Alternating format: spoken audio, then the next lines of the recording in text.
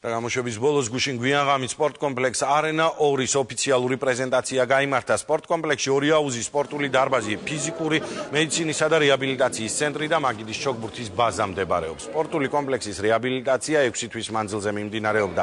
გადაწყვეტილია, რომ არენა 2 2015 წლის ოლიმპიურ ფესტივალს უმასპინძლებს. სპორტული ცენტრის გახსნის ცერემონიალს სპორტისა და ახალგაზრდობის საქმეთა მინისტრიც ესწრებოდა.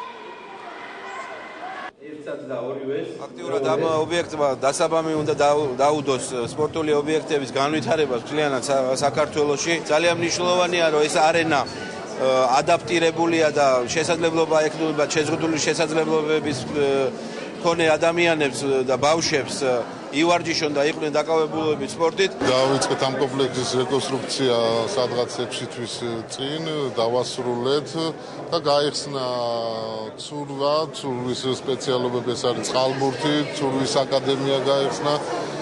ემსახურება აგრეთვე ხელბურთს, ემსახურება მინიფეხბურთს, გვაქვს სარეაბილიტაციო ცენტრი.